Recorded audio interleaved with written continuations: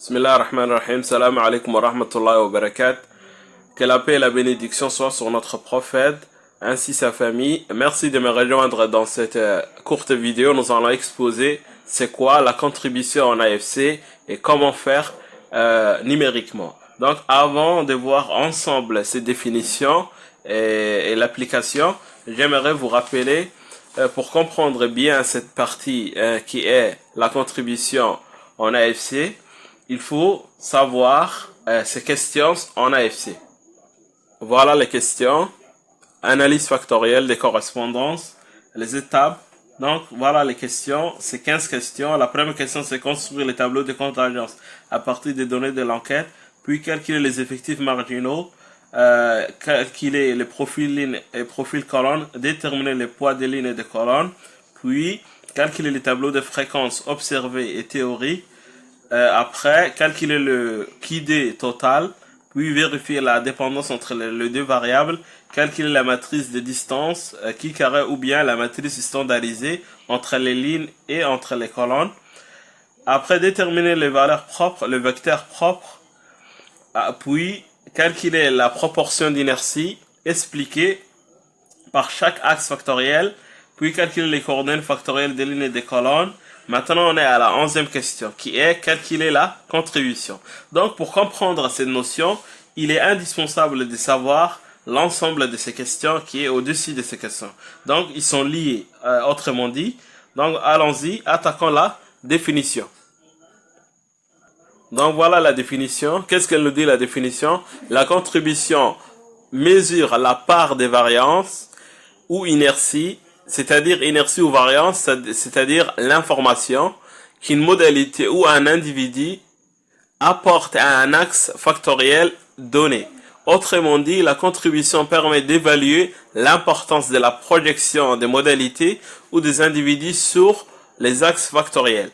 Donc, elle sert à interpréter correctement le résultat de l'AFC en identifiant les modalités ou individus les plus influents et les mieux représentés dans le plan factoriel. Donc ça, en gros, c'est la définition. Donc, comment calculer numériquement, c'est d'appliquer cette formule. Donc, qu'est-ce que nous dit la formule? La formule nous dit qu'un triple d'une modalité est égal à au produit entre RI fois FI au carré sur lambda d'alpha. Donc, ça veut dire quoi ça? RI, ça signifie la marge de la modalité ligne. Et des fois, on n'utilise pas la majeure partie RI. Des fois, on utilise CI pour désigner la colonne. Donc, parfois on utilise la colonne, parfois on utilise la ligne. Ça dépend sur le cas qu'on étudie. Donc maintenant, après, on va voir c'est quoi FI. FI, c'est le coordonnées de la modalité en ligne. Donc, FI désigne les coordonnées de la modalité ligne. Et enfin, lambda signifie les valeurs propres associées aux axes. Voilà, ça c'est la signification du terme de la formule. Maintenant, on va passer à l'interprétation. Donc, comment interpréter? On va dire, plus la contribution est élevée, plus la modalité influence la construction de l'axe. Donc ça, c'est l'interprétation. Maintenant, on va voir numériquement. Allons-y. Donc maintenant, on va appliquer cette formule à notre exemple. Donc, d'après le vidéo précédent, qu'est-ce qu'on a trouvé ensemble? On a trouvé les tableaux de contingence qui croisaient les deux variables en question. C'était le niveau de satisfaction et le type de formation. Et chaque modalité désignait une réponse. Donc, A1 et A2, B1 et B2. Donc, A1, c'est la formation technique. Et AD, c'était la formation. Et AD, c'était la formation managériale. Et B1, c'était satisfait. B2, c'était non satisfait. Donc, d'après les tableaux de données normal, on a quantifié, on a fait le croisement des deux variables. Donc, on a trouvé 12 les réponses pour les modalités A1, B1, A1, B2, c'était 3, AD, B1, c'était 3, AD, BD, c'était 12. Donc ça, en gros, c'est les tableaux de contingence. Donc on aura besoin de ces tableaux de contingence 1, puis on a calculé ce qu'on appelle la fréquence relative à partir de ces tableaux. Donc, qu'est-ce qu'on avait fait? On avait fait 12 divisé par 3, 3 divisé par 30. Donc, on a divisé les éléments de ces tableaux par 30, c'est-à-dire l'effectif total par chaque élément. Donc, c'est de cette manière-là qu'on a trouvé la fréquence relative.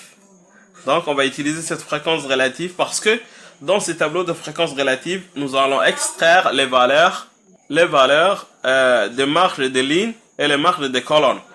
Voilà. Troisièmement, on avait calculé ensemble les valeurs propres. On a obtenu lambda 1 0,36, lambda 2 égale à 0,0, tout simplement. Puis, on avait calculé dans la septième partie les coordonnées de chaque modalité sur chaque axe. Donc, on a calculé les coordonnées des A1, A2, B1, B2, c'est-à-dire les modalités sur chaque axe. Axe 1, on a trouvé 0,6, moins 0,6, 0,6, moins 0,6, 0,6. Et pour l'axe D, pourquoi on n'a pas calculé? Parce que la valeur propre est nulle. La valeur propre était nulle, donc on a conservé seulement axe 1. Donc maintenant, on va utiliser toutes ces réponses-là ou bien tous ces résultats pour aboutir à l'application de cette formule. Donc allons-y. Donc qu'est-ce qu'on va dire? On va séparer selon des axes. Axe 1, elle est associée à la valeur propre 1 qui est 0,36 et axe 2 qui est lambda 2 qui est égal à 0. Donc on va scinder notre calcul de la contribution des modalités par rapport aux deux axes. Donc axe 1, axe 2. Donc on va commencer par axe 1 puisque la valeur numérique n'est pas nulle. Mais on ne va pas calculer pour l'axe 2 parce que la valeur propre est nulle. Donc on verra ensemble comment cela va annuler la procédure par rapport à axe 2. Donc allons-y, qu'est-ce qu'on va dire? On va dire modalité des lignes sur axe 1. Donc on va préciser sur quel axe on va travailler. Puis on va dire pour la valeur propre 1, 0,36. Donc on va appliquer la formule. Donc qu'est-ce qu'on va faire? On va séparer en deux. On va dire la modalité A1 et modalité A2. Donc allons-y. On va commencer pour la première modalité. Modalité A1. Donc on va dire contribution des A1 sur axe 1 est égal. On va écrire la formule R1 fois F1 au carré sur lambda 1. Pourquoi? Parce que on va calculer pour cette modalité A1. Donc cette modalité A1, on va écrire A1 sur axe 1. On va écrire au lieu de RI, on va dire R1 fois F1. F1 qui est le coordonnées de la modalité. Puis sur lambda 1. Donc maintenant, il suffit de remplacer chaque expression par sa valeur. Donc, d'après ces tableaux de la fréquence relative, qu'est-ce qu'on va extraire? On va extraire le marge de la ligne. C'est-à-dire pour la première modalité, A1, voilà son marge de ligne qui lui correspond. On va regarder horizontalement. Donc c'est 0,5. Donc, qu'est-ce qu'on va dire? On va écrire contrib de A1, 1 est égal 0,5 fois, on va passer maintenant au tableau de coordonnées. Donc la modalité A1 a comme coordonnées sur axe 1 moins 0,6. Donc on va dire moins 0,6 au carré sur lambda 1 qui est égal à 0,36. Donc on va écrire en bas. Donc en gros, on va trouver quoi comme résultat? A1 est égal 0,5 fois moins 0,6 au carré avec la machine, ça nous donne 0,36 sur le 0,36 d'en bas. Donc, qu'est-ce qu'on va dire? Contribution de la modalité A1 sur axe 1 est égal. On va simplifier ça avec ça. On va trouver 0,5. Donc, voilà la contribution de la modalité A1. Maintenant, on va passer à la deuxième modalité. Modalité A2. Donc, qu'est-ce qu'on va dire? Contribution de la modalité A2 sur axe 1. Donc, qu'est-ce qu'on va écrire? On va dire, on va pas toujours regarder R1, mais on va dire R2. Pourquoi? Parce que on a modifié modalité R1 par A2. Donc maintenant, on va remplacer R1 par R2 fois F2 ici. On va dire F2 au carré sur lambda 1. Pourquoi? Parce que toujours on travaille sur l'axe 1. Donc, maintenant, on va remplacer chaque expression par sa valeur numérique. Donc, qu'est-ce qu'on va dire? RD, c'est la deuxième ligne. La deuxième ligne du tableau de fréquence relative. Donc, qu'est-ce qu'on va se positionner sur cette case-là? Donc, voilà la marge de ligne par rapport à la modalité 2. Donc, qu'est-ce qu'on va écrire? 0,5 fois F2, c'est le deuxième coordonnée. Modalité A2 de 0,6. Donc, on va écrire 0,6 au carré sur la modalité, sur lambda 1 qui est la valeur propre. 0,36. Donc, qu'est-ce qu'on va dire? Contribution de A2 sur axe 1 est égal 0,5 fois 0,36. Avec la calculatrice, 0,6 au carré, c'est 0,36 sur 0,36. Donc, finalement, qu'est-ce qu'on va écrire comme résultat final? On va dire ça avec ça, on fait la simplification, il nous reste 0,5. Donc, on a terminé pour la modalité 2. Maintenant, on va passer à la quatrième modalité qui est B1. La quatrième modalité. Donc, qu'est-ce qu'on va écrire ici? On va écrire modalité colonne pour préciser quel type de modalité qu'on veut calculer leur contribution. Donc, modalité de colonne sur axe 1. Parce que B1 et B2 sont sur les deux colonnes. Donc, B1, B2. Donc, maintenant, on travaille sur les colonnes puisqu'on a terminé pour le ligne. Allons-y, on va faire le même démarche, la même chose.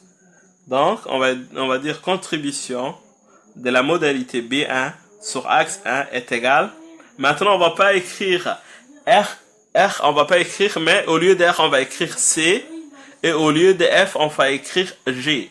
Pour différencier parce que ici, il s'agit de lignes. Maintenant, on travaille avec les colonnes. Donc, on va transformer la formule initiale un peu. Pourquoi? Pour différencier les expressions. Donc, au lieu de R, on va écrire C. Et au lieu de F, on va écrire G. Mais ils font référence à la même chose. C'est-à-dire, le G fait référence aux coordonnées de la modalité B1 sur axe 1. Donc, en bas, on va écrire lambda 1, puisqu'on travaille sur le même axe. Donc, j'espère que c'est clair.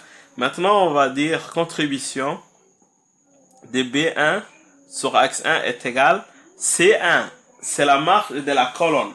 Donc, d'après les tableaux de fréquence relative, les marges de colonne, on va regarder verticalement le tableau. Donc, c'est le total 0,5. Donc, qu'est-ce qu'on va dire? 0,5 fois G, c'est le tableau de coordonnées. G, on va extraire ce tableau. Donc, c'est moins 0,6. Moins 0,6 au carré sur lambda 1 qui est égal à 0,36. Donc, on va dire 0,36. Donc, contribution de B1 sur axe 1 est égal à 0,5 fois moins 0,6 au carré, c'est 0,36 sur 0,36. Donc, on simplifie ça avec ça.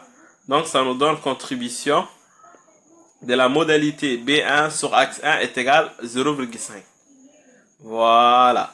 Maintenant, on va faire la dernière partie de notre opération, qui est la contribution de la modalité BD sur axe 1 est égal à CD. Parce qu'il s'agit de la deuxième modalité fois G2. Il s'agit de la deuxième coordonnée.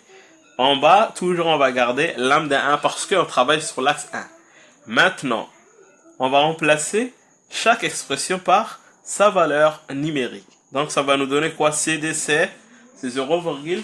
C'est la marge de la tableau de fréquence relative. 0,5.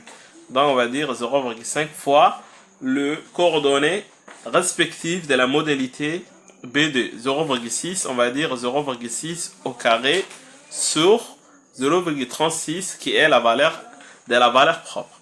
Maintenant, contribution de la modalité B2 sur axe 1 est égal 0,5 fois ça au carré, ça nous donne 0,36 sur 0,36.